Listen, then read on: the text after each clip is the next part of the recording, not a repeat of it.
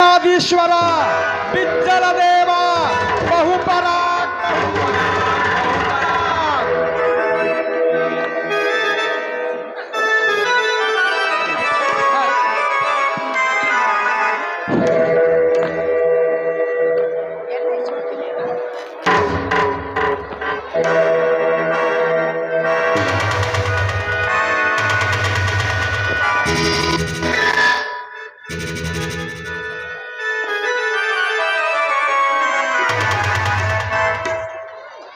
ಕುಳಿತುಕೊಳ್ಳಿರಿ.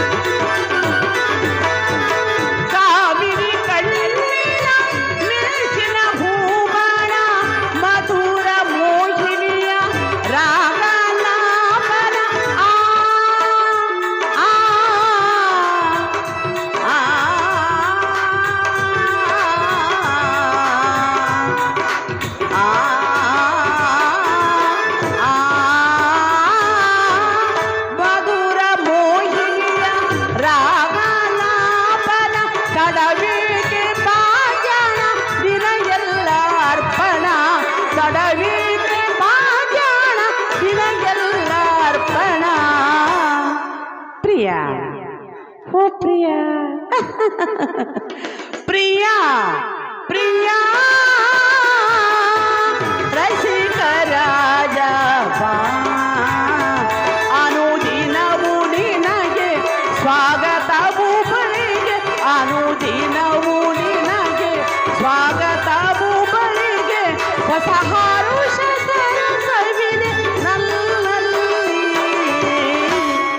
ಪ್ರಿಯಾ ಪ್ರಿಯಾ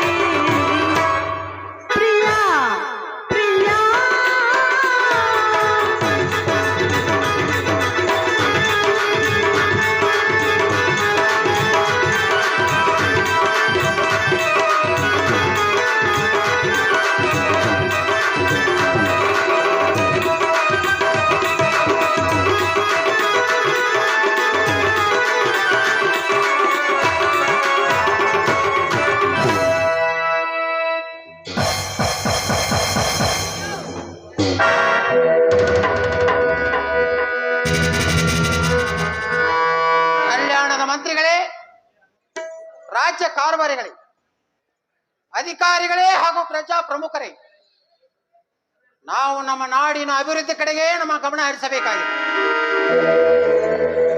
ಇಂದು ಕಲ್ಯಾಣ ರಾಜ್ಯದಲ್ಲಿ ಅಶಾಂತಿಯ ಕೂಗು ಕೇಳಿ ಬರುತ್ತಿದೆ.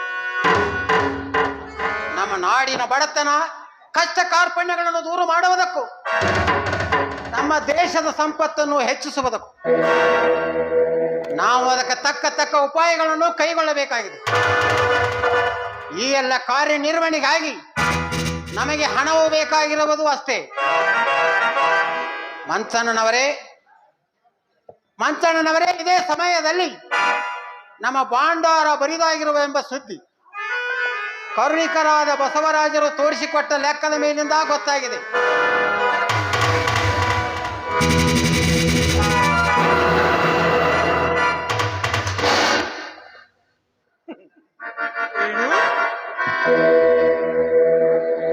ನಮ್ಮ ಭಾಂಡಾರ ಬರಿದಾದ ವಿಷಯ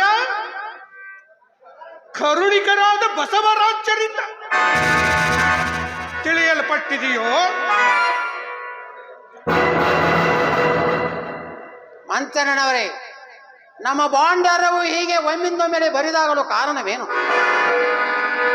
ಪ್ರಭು, ದೇಶದ ಹಿತದೃಷ್ಟಿಯಿಂದ ಕೆಲವೊಂದು ವಿಷಯ ಕಾರ್ಯಗಳಿಗೆ ಹಣ ಖರ್ಚು ಮಾಡುವ ಪ್ರಸಂಗ ಬಂದಿದ್ದರಿಂದ ಹಾಗೆ ಮಾಡಬೇಕಾಯಿತು.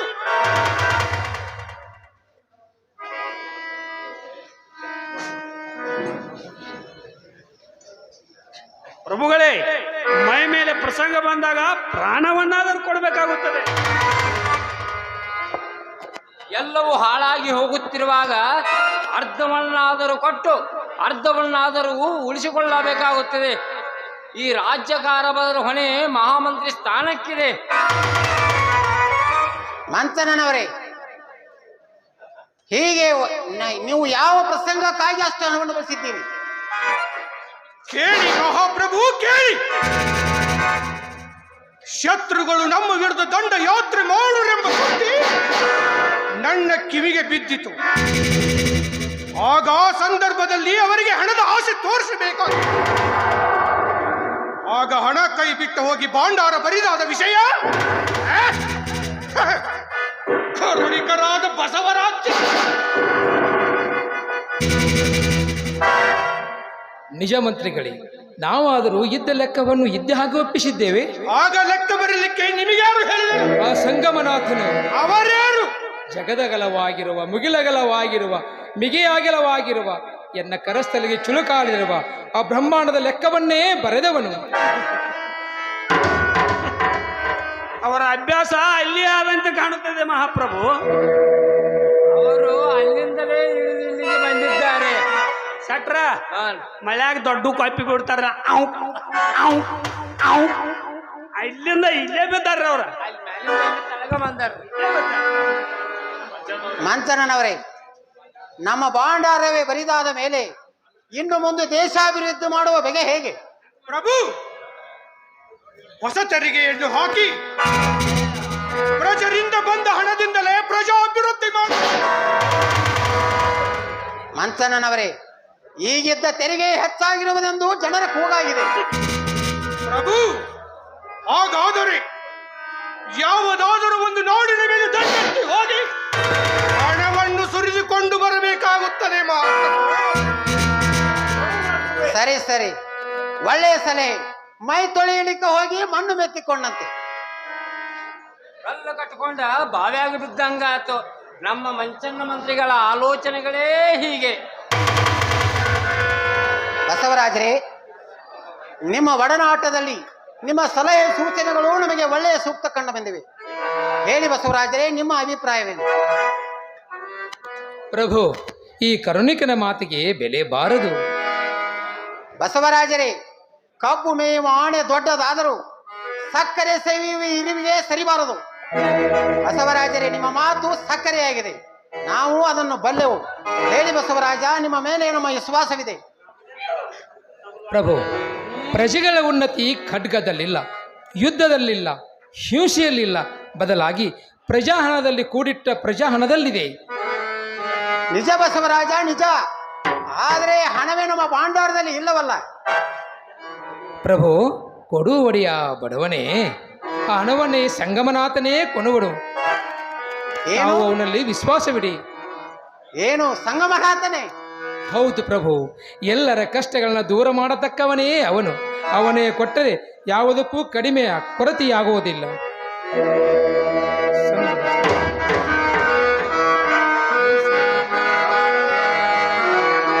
ಹರ ನೀವ ಕಾಲಕ್ಕೆ ಸಿರಿಯೋ ಬೆನ್ನಲಿ ಬರ್ತು. ಹರ ನೀವ ಕಾಲಕ್ಕೆ ಸಿರಿಯೋ ಬೆನ್ನಲಿ ಬರ್ತು. ಹರಿದು ಹೆದ್ದೋರೆ ಕೆರೆ ತುಂಬಿದಂತಯ್ಯ. ಹರಿದು ಹೆದ್ದೋರೆ ಕೆರೆ ತುಂಬಿದಂತಯ್ಯ. ಹರ ನೀವ ಕಾಲಕ್ಕೆ ಸಿರಿಯೋ ಬೆನ್ನಲಿ ಬರ್ತು. ಹರ ನೀವ ಕಾಲಕ್ಕೆ ಸಿರಿಯೋ ಬೆನ್ನಲಿ ಬರ್ತು.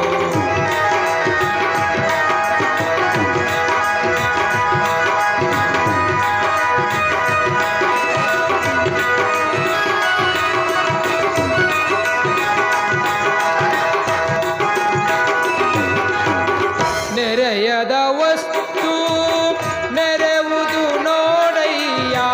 ನೆರೆಯದ ವಸ್ತು ನೆರೆವುದು ನೋಡಯ್ಯ. ಅರಸು ಪರಿವಾರ ಕೈವಾರ ನೋಡಯ್ಯ.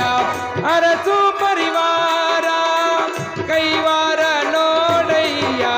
ಹರ ನೀವ ಕಾಲಕ್ಕೆ ಸಿರಿಯೋ ಬೆನ್ನಲಿ ಬರ್ತು.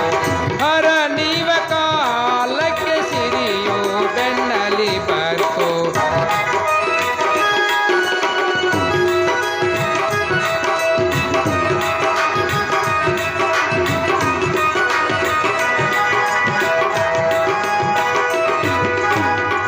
ಪರಮಣಿ ರಂಜನ ಮರೆವ ಕಾಲಕ್ಕೆ.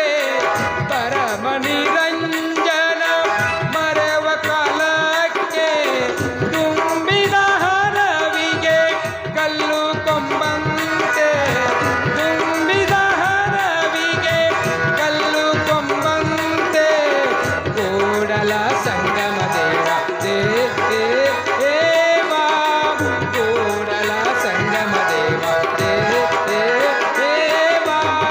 ಹರ ನೀವ ಕಾಲಕ್ಕೆ ಸಿರಿಯೋ ಬೆನ್ನಲಿ ಬರ್ತು. ಹರ ನೀವ ಕಾಲಕ್ಕೆ. ಹರ ನೀವ ಕಾಲಕ್ಕೆ. ಹರ ನೀವ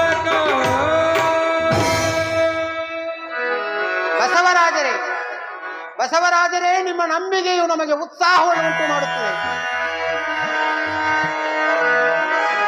ಮಹಾಪ್ರಭು, ಇವರ ಮಾತಿನಂತೆ ಹೋದರೆ ದೇವರು ಹಣದ ಮಳೆಯನ್ನೇ ಸುರಿಸುತ್ತಾನೆ.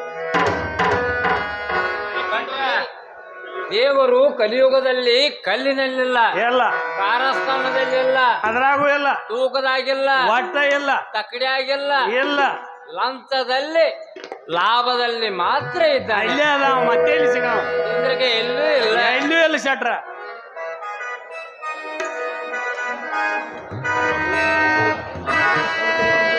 ಪ್ರಭು ಸನ್ನಿಧಾನದಲ್ಲಿ ಮನವಿ.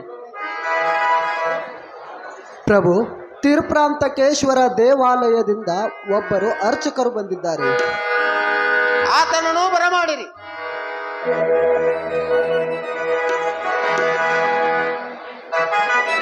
ಶಟ್ರೆ, ಇದೇನೋ ತಂತ್ರವಿದ್ದ ಆಗಿದೆ.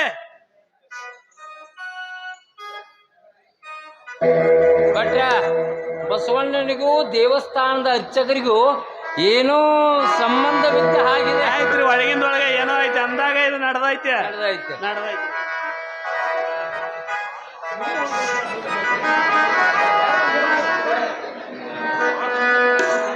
ಚಿತ್ತೈಸಬೇಕು ಮಹಾಪ್ರಭು. ಇದು ತ್ರಿಪ್ರಾಂತಕೇಶ್ವರ ದೇವಾಲಯದಲ್ಲಿ ಸಿಕ್ಕ ತಾಮ್ರಪಟ.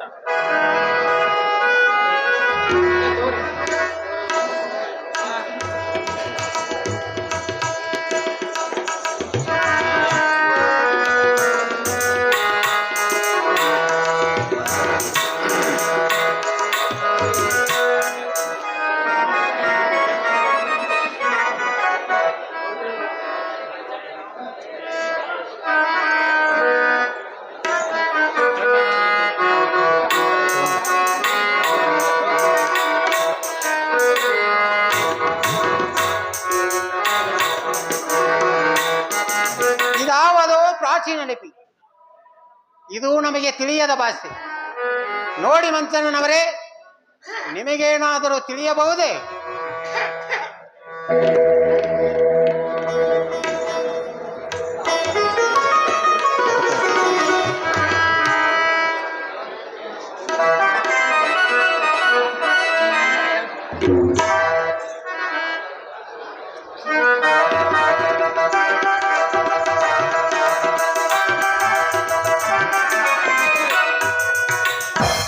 ಪ್ರಭು, ಇದು ಯಾವುದೋ ಪ್ರಾಚೀನ ಲಿಪಿ, ತಾಳವಾಲಕ್ಕಿಂತ ಮೊದಲನೇದು.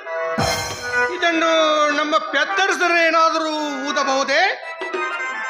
ಸರಿ,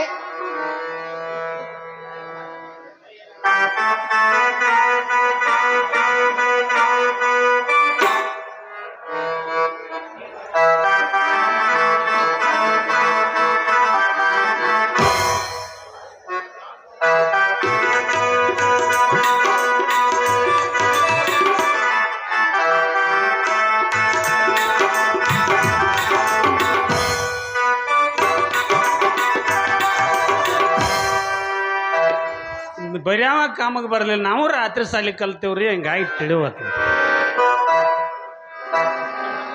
ಇದು ಬ್ರಹ್ಮಲಿಪಿ, ಹಣೆಯಲ್ಲಿ ಬರೆದದ್ದು. ಇದನ್ನು ಬಹುಶಃ ನಮ್ಮ ಶೆಟ್ರು ಏನಾದರೂ ಓದಬಹುದು. ಯಾಕಂದ್ರೆ ಅವರು ಕಾತೆ ಕಿರ್ದಿ ಬರೆದ ಮಂದಿ, ಗಂಟಿ ತುಪ್ಪಾರ್ತಿ ಅಳಗಾಡಿಸಿದ ಮಂದಿ. ಬಹುಶಃ ಶೆಟ್ರ, ಇದು ನಿಮಗೆ ಏನಾದರೂ ತಿಳಿಯಬಹುದೇ?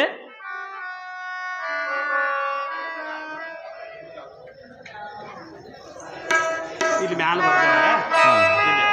ಭಟ್ರ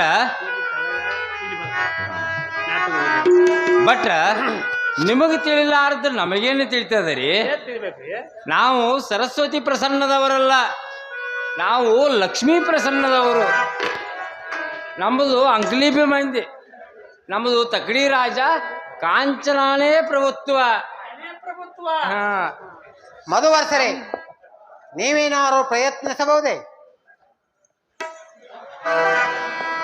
ಕಟ್ ವೈಟ್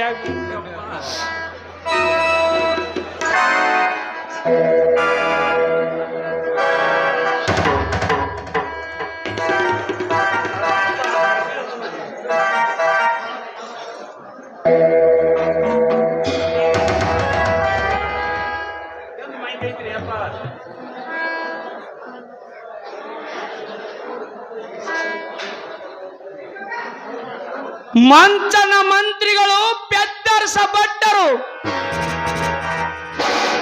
ಕಲ್ಯಾಣ ಶೆಟ್ಟರು,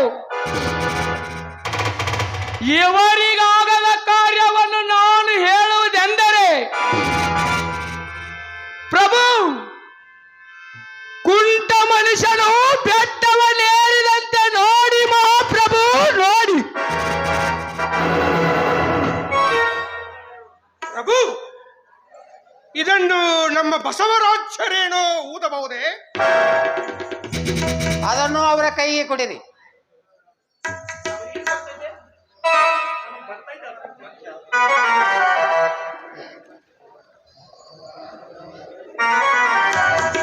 ಪ್ರಭು ಚಿತ್ತ, ಸಂಗಮನಾಥನ ಇಚ್ಛೆ. ಪ್ರಭು, ಈ ಲಿಪಿಯು ನನಗೆ ಅರ್ಥವಾಯಿತು. ತಂತ್ರ ಫಲಿಸಿತು. ಮಂತ್ರ ಮಂತ್ರ ಮೂರು ಕೂಡಿದ ಹಾಗಿದೆ ಮಹಾಪ್ರಭು ಇದರಲ್ಲಿ. ಸಂಗಮನಾಥ, ನಮ್ಮ ಪ್ರಾರ್ಥನೆ ಕಿವಿಗೆ ಮುಟ್ಟಿ ನಿನ್ನ ಕರುಣೆ ಕಡಲಾಗಿ ಹರಿಯಿತು. ಪ್ರಭು, ಈ ಲಿಪಿಯು ನಮಗೆ ಒಳ್ಳೆಯ ಸಮಯದಲ್ಲಿ ಸಿಕ್ಕಿತು. ನಿಮ್ಮ ಇಚ್ಛೆ ಪೂರ್ಣವಾಯಿತು, ನಾಡಿನ ಕಷ್ಟ ತೊಲಗಿತು. ಬಸವರಾಜರೇ, ಬಸವರಾಜ್ಯ ನಮ್ಮ ಭಾಂಡಾರವನ್ನು ತುಂಬಿಸಲು ಆ ತ್ರಿಪುಲಾಂತ ಕೇಶವರನು ಈ ಲಿಪಿಯನ್ನು ಬರೆದು ಕಳಿಸಿದನೆ. ಹೌದು ಮಹಾಪ್ರಭು, ಆ ಬ್ರಹ್ಮಾಂಡ ಭಾಂಡಾರಿಯು ಹಾಗೇ ಮಾಡಿರುವನು. ಪ್ರಭು, ಈ ಲಿಪಿಯಲ್ಲಿ ತಮ್ಮ ಸಿಂಹಾಸನದ ಕೆಳಗೆ ಅಪಾರವಾದ ಧನಸಂಪತ್ತು ಇದೆ ಎಂದು ಈ ಲಿಪಿಯಲ್ಲಿ ಬರೆಯಲಾಗಿದೆ. ತಮ್ಮ ಆಜ್ಞೆಯಾದರೆ ರಾಜ್ಯಸಭೆಗೆ ಸವಿಸ್ತಾರವಾಗಿ ತಿಳಿಸುವೆನು. ಬಸವರಾಜರೇ, ಸಂಕೋಚವೇಕೆ, ವಿಸ್ತಾರವಾಗಿ ತಿಳಿಸಿರಿ. ಪ್ರಭು ಚಿತ್ತ, ಅರಮನೆಯಲ್ಲಿ ಶ್ರೀದ್ವಾರ ಹೊಂದಿದೆ. ಒಳಹೊಕ್ಕರೆ ಲಕ್ಷ್ಮೀ ಸರಸ್ವತಿ ವಿಗ್ರಹ ಹೊಂದಿದೆ. ಲಕ್ಷ್ಮಿಯ ವಿಗ್ರಹವನ್ನು ತಿರುಗಿಸಿದರೆ ಮುಂದೆ ಸಿಗುವುದೊಂದು ಗುಹೆ. ಆ ಗುಹೆಯಲ್ಲಿ ನಿಧಿಯನ್ನು ನಿಕ್ಷೇಪಿಸಲಾಗಿದೆ. ಅದರಲ್ಲಿ ಅಹೋರಮಲ ತೈಲಪ ದೇವನಾಮಾಂಕಿತ ಸ್ವರ್ಣ ಮುದ್ರೆ 10 ಕೋಟಿ, ತ್ರೈಲೋಕ್ಯಮಲ್ಲ ದೇವನಾಮಾಂಕಿತ ಸ್ವರ್ಣ ಮುದ್ರೆ 10 ಕೋಟಿ, ಚಾಲುಕ್ಯ, ಭರಣ, ಗಂಗೆ, ಪೇರ್ಮುಡಿ ನಾಮಾಂಕಿತ ಸ್ವರ್ಣ ಮುದ್ರೆಗಳು, ವಿಕ್ರಮಾದಿತ್ಯ ಸ್ವನಾಮಾಂಕಿತ ಸ್ವರ್ಣದ ಗಟ್ಟಿಗಳು, ವಜ್ರ ವೈಡೂರಿಗಳು, ನಾನಾ ವಸ್ತುಗಳಿಂದ ತುಂಬಿದ 7 ಪೆಟಾರಿಗಳು ಇರುವೆಂದು ಇದರಲ್ಲಿ ಬರೆಯಲಾಗಿದೆ. ಹಾಗೂ ತಮ್ಮ ಸಿಂಹಾಸನ ಅಲಗಿಸದೆ ಇವುಗಳನ್ನು ತೆಗೆದುಕೊಳ್ಳಬಹುದೆಂದು ಕೂಡ ಲಿಪಿಯಲ್ಲಿ ಉಲ್ಲೇಖಿಸಲಾಗಿದೆ. ಪ್ರಭುಗಳಾದ ನಾವು ಪರೀಕ್ಷಿಸಿ ಅಗೆಯಿಸಿ ನೋಡಬಹುದು. ಆಶ್ಚರ್ಯ, ಪರಮಾಶ್ಚರ್ಯ. ಮಹಾಮಂತ್ರಿಗಳೇ, ಅಗೆಯುವ ಆಳಗಳನ್ನು ಬರಮಾಡಿರಿ.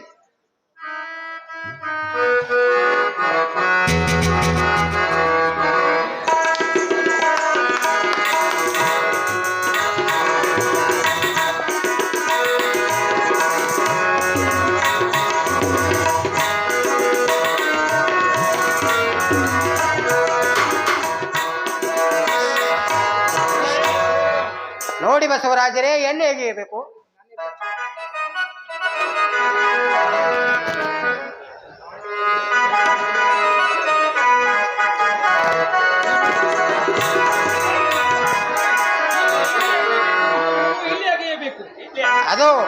ಅದು ಆಳುಗಳೇ, ಇಲ್ಲಿ ಅಗೆಯಿರಿ.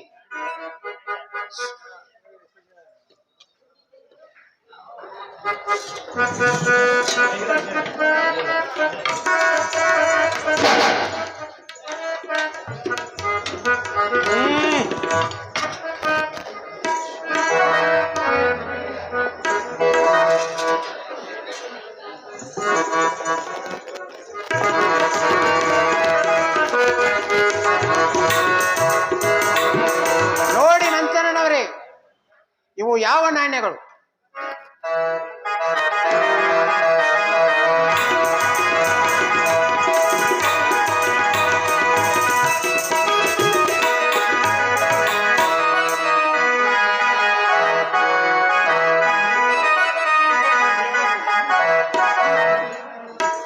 ಪ್ರಭು, ಇವು ಸುವರ್ಣ ನಾಣ್ಯಗಳು. ಮಂಚನನವರೇ, ಅವುಗಳನ್ನು ಬಸವಣ್ಣನವರ ಮನೆಗೆ ಕಳಿಸಿಕೊಡಿರಿ.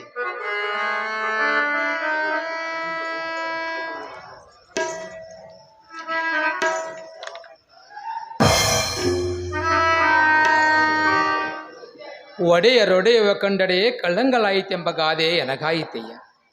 ಇಂದೆನ್ನ ವಧುವ, ನಾಳಿದ್ದೆನ್ನ ತನುವ, ನಾಡಿದ್ದೆನ್ನ ಧನವ ಬೇಡಿರೇಕಯ್ಯ. ಆನು ಮಾಡಿದುದಲ್ಲದೆ ಬಯಸಿದ ಬೇಕೆ ಈಡೇರುವುದಯ್ಯ. ಪ್ರಭು, ಇವು ನನ್ನವಲ್ಲ, ಇವೆಲ್ಲವೂ ಶಿವನ ಸೊತ್ತು. ತಾವು ಅವನ ಪ್ರತಿನಿಧಿಗಳು, ತಮಗೆ ಸಲ್ಲಬೇಕಾದವುಗಳು. ಭೂಗತವಾದ ದ್ರವ್ಯವು ಎಲ್ಲವೂ ರಾಜನದಾಗಿರುತ್ತದೆ. ಇದೇನು ಗಾರುಡಿ? ಕಣ್ಣು ಕಟ್ಟು. ಅಲ್ಲ ಅಲ್ಲ ಅಲ್ಲ, ಇಂದ್ರಜಾಲದ ಮಾಟ. ಭಟ್ರ, ಬಸವಣ್ಣವ್ರ ಆಟ, ಮಂಚಣ್ಣವ್ರ ಓಟ. ಕುಳಿತುಕೊಳ್ಳಿರಿ.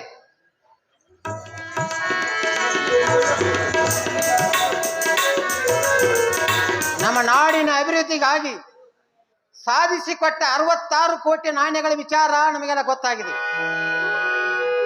ನಾವೀಗ ನಮ್ಮ ರಾಜ್ಯರಥವನ್ನು ಸಾಗಿಸುವ ಮುಂದಾಲೋಚನೆಯನ್ನು ಮಾಡಬೇಕಾಗಿದೆ. ಮಂತ್ರಿಗಳೇ, ಪ್ರಜಾ ಪ್ರಮುಖರೇ, ಇಂದಿನವರೆಗೆ ಕಲ್ಯಾಣ ರಾಜ್ಯದಲ್ಲಿ ಚಿರಶಾಂತಿಯನ್ನು ಉಂಟು ಮಾಡಿದ ಒಂದು ಮಾನವ್ಯಕ್ತಿಯು ನಮ್ಮ ಕಣ್ಮರೆಯಾಯಿತು. ದೇಶಾಭಿವೃದ್ಧಿಯ ಚತುರೋಪಾಯವೂ ಮಾಯವಾಯಿತು. ಅದರಿಂದ ನಮಗಾದ ಅಪಾರ ದುಃಖವೂ ಮರೆಯದಂತಾಗಿದೆ. ಇನ್ನು ಮುಂದೆ ಕಲ್ಯಾಣ ರಾಜ್ಯದ ಮಹಾಮಂತ್ರಿ ಸ್ಥಾನವನ್ನು ನಿರ್ವಹಿಸಲು ಒಬ್ಬೊಬ್ಬ ಶಕ್ತಿವಂತ ವ್ಯಕ್ತಿಯನ್ನು ಯಾರಾದರೂ ಸೂಚಿಸಿದಲ್ಲಿ ಆ ಬಗ್ಗೆ ವಿಚಾರಿಸಿ ನಿರ್ಣಯಿಸಲಾಗುವುದು. ಪ್ರಭು, ಹಾಗೇನಾದರೂ ಮಾಡಿದರೆ ರಾಜ್ಯವನ್ನೇ ಚಿರ ಕಲ್ಯಾಣ ಮಾಡಿದಂತಾಗುತ್ತದೆ. ಬೇಕಾದವರು ಸೂಚಿಸಬಹುದು. ಮಂಚಣ್ಣನವರೇ, ಮೊದಲು ನಿಮ್ಮ ಸೂಚನೆಯಾಗಲಿ. ಪ್ರಭು, ಮೊದಲು ನಮ್ಮ ಪೆದ್ದರಸರಾಗಲಿ. ಪೆದ್ದರಸರೇ, ಆಗಲಿ ಮಹಾಪ್ರಭು. ಮಹಾಪ್ರಭು, ಯಾರ ಸೂಚನೆಯಿಂದಾದರೂ ಪ್ರಜಾ ಕಲ್ಯಾಣವಾಗಲೇಬೇಕು. ಪ್ರಜಾ ರಾಜ್ಯ ರಕ್ಷಣೆ ಹೊಣೆ ಮಹಾಮಂತ್ರಿ ಸ್ಥಾನಕ್ಕಿದೆ. ಅಂತಹ ದೊಡ್ಡ ಅಧಿಕಾರವನ್ನು ವಹಿಸಿಕೊಳ್ಳಬೇಕಾದರೆ ಬಹುದಿನದ ರಾಜ್ಯ ಕಾರ್ಭಾರದಲ್ಲಿ ಕಾರ್ಯನಿರ್ವಹಿಸಿದವರಿರಬೇಕು. ಅಂತಹ ದೊಡ್ಡ ಅಧಿಕಾರವನ್ನು ನಮ್ಮ ಮಂಚಣ್ಣ ಮಂತ್ರಿಗಳೇ ವಹಿಸಬಲ್ಲರು. ಮಧುವರ್ಷರೇ, ನಿಮ್ಮ ಅಭಿಪ್ರಾಯವೇನು?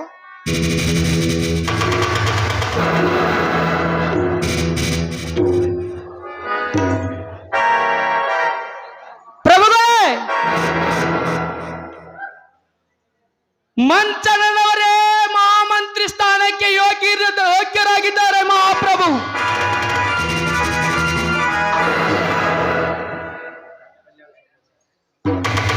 ಕಲ್ಯಾಣ ಶೆಟ್ಟರೇ, ನಿಮ್ಮ ಅಭಿಪ್ರಾಯವನ್ನು ತಿಳಿಸಿರಿ. ನನ್ನದೇನಿದೆ ಮಹಾಪ್ರಭು, ಯಥಾ ರಾಜ ತಥಾ ಪ್ರಜಾ. ಅದು ತಮ್ಮಿಂದಲೇ ನಿರ್ಧಾರವಾಗಬೇಕು. ತಮ್ಮ ಕೃಪೆಯಾದರೆ ನಮಗೂ ಮಂತ್ರಿ ಪಟ್ಟವಾಗಬಹುದು. ಡಾಕ್ಟ್ರ ಬರೀಲಿ ಹೋಗ್ಬೇಡ್ರಿ, ನಿಮಗೂ ಮಂತ್ರಿ ಪಟ್ಟ ಆಗ್ತದೆ ರೀ. ಬೆಳಗಿನ 6 ಗಂಟೆದ ಮುಂದೆ ಮಂತ್ರಿ ಪಟ್ಟ ಆಗೇ ಆಗ್ತೈತಿ ನಿಮಗೆ. ಬಸವರಾಜರೇ, ನಿಮ್ಮ ಅಭಿಪ್ರಾಯವೇನು? ಮಹಾಪ್ರಭು, ಅನುಭವ, ನಿಷ್ಠೆ, ತ್ಯಾಗಗಳಿಂದ ಸಾಮ್ರಾಜ್ಯ ಸೇವೆಯಲ್ಲಿ ಮುಪ್ಪಾದವರಿಗೆ ಚಾಲುಕ್ಯ ರಾಜ ಮಹಾಮಂತ್ರಿ ಸ್ಥಾನವನ್ನು ಕೊಟ್ಟರೆ ಚಾಲುಕ್ಯ ರಾಜ ಕೀರ್ತಿ ಚಿರಕಾಲ ಮಂಡಿತವಾಗುವುದು. ಅಂಥದರಲ್ಲಿ ವಯೋವೃದ್ಧರೂ ಜ್ಞಾನವೃದ್ಧರಾದ ಮಂಚನವರೇ ಮಹಾಮಂತ್ರಿ ಆಗಬೇಕೆಂದು ನನ್ನ ಸೂಚನೆ. ಆಗದು ಆಗದು, ಬಸವಣ್ಣನವರೇ ಕಲ್ಯಾಣದ ಮಹಾಮಂತ್ರಿಗಳಾಗಬೇಕು. ಬಸವಣ್ಣನವರೇ ಕಲ್ಯಾಣದ ಮಹಾಮಂತ್ರಿಗಳಾಗಬೇಕು. ಬಸವರಾಜರೇ, ಪ್ರಜಾವಾಣಿಯು ಮಹಾಮಂತ್ರಿ ಸ್ಥಾನಕ್ಕೆ ನಿಮ್ಮನ್ನೇ ಕೂಗುತ್ತಿದೆ. ನಮ್ಮ ಅಭಿಪ್ರಾಯವಾದರೂ ಹಾಗೇ ಇದೆ. ನಿಮ್ಮ ಅಗಾಧ ಶಕ್ತಿ, ಅಸಮಾನವಾದ ಬುದ್ಧಿ, ಅಲೌಕಿಕ ಪ್ರಭಾವಗಳಿಗೆ ಮೆಚ್ಚಿ ನೀವು ಮಹಾಮಂತ್ರಿಗಳಾಗಿ ಪ್ರಜಾ ಕಲ್ಯಾಣ ಮಾಡುವರೆಂದು ನಾವು ಆಶಿಸಿದ್ದೇವೆ. ಪ್ರಭು, ನಿಮ್ಮ ಪ್ರೀತಿ ನಾನು ಇನ್ನಷ್ಟು ಎತ್ತರಕ್ಕೆ ಒಯ್ಯುತ್ತಿದೆ. ತಾವು ನನ್ನದೊಂದು ವಿನಂತಿಯನ್ನು ಮಾನ್ಯ ಮಾಡಿದ್ದಲ್ಲಿ ಕಲ್ಯಾಣ ಪ್ರಯಾಸೇವಿಗೆ ನನ್ನ ದೇಹವನ್ನೇ ಮುಡುಪಿಡುವೆನು. ಬಸವರಾಜರೇ, ನಿಮ್ಮ ವಿನಂತಿ ಏನೇ ಇದ್ದರೂ ಅದನ್ನು ನಾವು ಒಪ್ಪಿಕೊಳ್ಳುತ್ತೇವೆ. ಮಹಾಪ್ರಭು, ಮಾನವನ ಆತ್ಮೋನ್ನತಿಯ ಮಾರ್ಗದಲ್ಲಿ ಧರ್ಮವು ಒಂದು. ಆ ಧರ್ಮ ರಕ್ಷಣೆಯಲ್ಲಿ ಯಾವುದೇ ಆತಂಕ ಬಾರದಿದ್ದರೆ ಕಲ್ಯಾಣ ಪ್ರಜಾಸೇವೆಗೆ ನನ್ನ ದೇಹವನ್ನೇ ಮುಡಿಪಿಡುವೆನು. ಬಸವರಾಜರೇ, ನಿಮ್ಮ ಮಾರ್ಗದಲ್ಲಿ ಯಾವ ಆತಂಕವೂ ಬಾರದು. ಅದಕ್ಕೆ ಆ ಭಗವಂತನೇ ಸಾಕ್ಷಿ. ಮಂತ್ರಿಗಳೇ, ಪ್ರಜಾ ಪ್ರಮುಖರೇ, ಇಂದಿನಿಂದ ಕಲ್ಯಾಣ ಮಹಾಮಂತ್ರಿ ಸ್ಥಾನವನ್ನು ಶ್ರೀ ಬಸವಣ್ಣನವರನ್ನು ನೇಮಿಸಿದ್ದೇವೆ. ಬನ್ನಿ ಬಸವರಾಜರೇ, ಮಹಾಮಂತ್ರಿ ಪೀಠವನ್ನು ಅಲಂಕರಿಸಿರಿ.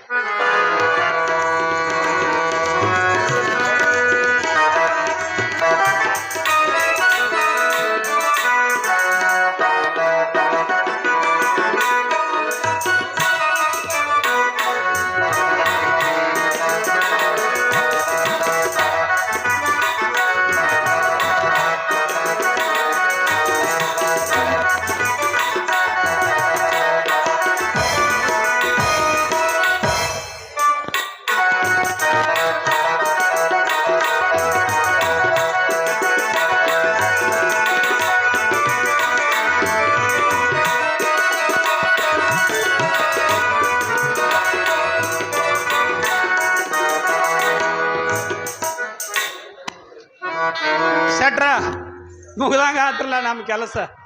ಏನು ಮಾಡಿ ಹೋಳಿ ಕಾಮಾನ್ ಸುಟ್ಕೊಂಡು ಆತ ನೈಡ್ರಿ. ನಾವು ಕಾಯಿಲೆ ಮನೆ ಕಡೆ ಹೋಗೋಣ. ನಮಗೂ ಯಾವಾಗಿರೋ ಒಂದು ನಮ್ಮ ಮಂತ್ರಿಗಳು ಕಾಯಿಲೆನ ಆದ್ರ ಇಲ್ಲ, ನಮಗೂ ಯಾವಾಗಿರೋ ಒಂದು ಕಾಲ ಬಂದೋತಂದ್ರಿ. ಏನ 4-5 ತಾಸದಾಗ ಇದಕ್ಕೆ ನೀವು 6 ತಾಸು ಹೇಳ್ರಿ, 6.5 ತಾಸಿನಾಗರೆ ಬಂದೋತ್. ನೋಡೋಣ್ರಿ ಶೆಟ್ರ, ಕಾದ್ ನೋಡೋಣ. 6 ತಾಸು ಟೈಮ್ ಐತೆ, ಇಟ್ಟುಕೊಂಡ ಹೊರಗೆ ಹೋಗೋಣ.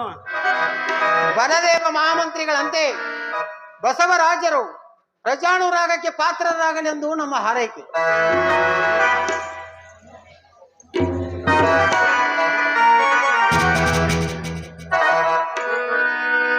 ಬಟ್ ಓಡ್ಸಟ್ರ, ಹತ್ತಿಗೊಂದು ಕಾಲ ಆದ್ರ ಶಶಿಗೊಂದು ಕಾಲ ಅದು ಇರೋದನಲ್ಲ, ಬರ್ತದ. ಬಂದೋತೈನ್ರಿ. ನಮಗೂ ಮಂತ್ರಿ ಪಟ್ಟ ಬರತೈತ್ರಿ. ನೋಡೋಣ್ರಿ, 4-5 ತಾಸು ಟೈಮ್ ಐತಿ. ಏನಾರು ಸಾಧ್ಯ ಆದ್ರೆ ತಕ್ಕೊಂಡು ನಮ್ಮ ಮಂತ್ರಿಗಳಿಗೆ ಹಾಕೋನು.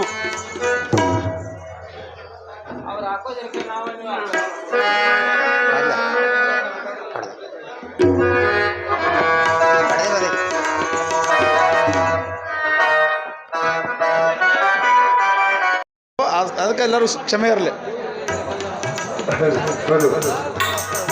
ಅದ ಅವರು ಹಾರ್ಮೋನಿಯಂ ಬಸಪ್ಪ ಬಡಿಗಾರ ಹಾರ್ಮೋನಿಯಂ ಮಾಸ್ತರ್ ಬರಬೇಕು. ಗುರುವೇ ನೀನು ಕಾರಣನಯ್ಯ ಅಂಗಕುಲವು ಹೋಗೆ ನಿನ್ನ ಕುಲವು ಬರಲು. ಗುರುವೇ ನೀನು ಕಾರಣನಯ್ಯ ಕಾಯಭಾವ ಹೋಗೆ ಕಾಯಭಾವ ಬರಲು. ಗುರುವೇ ನೀನು ಕಾರಣನಯ್ಯ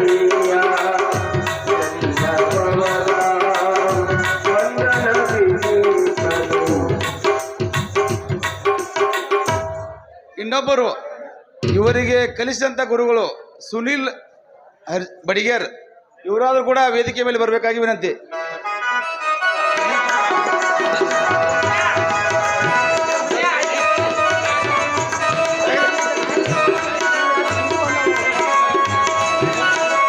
ಅಜ್ಜ ಬಡಿಗೇರ್ ಸಹ ಬರ್ಬೇಕ.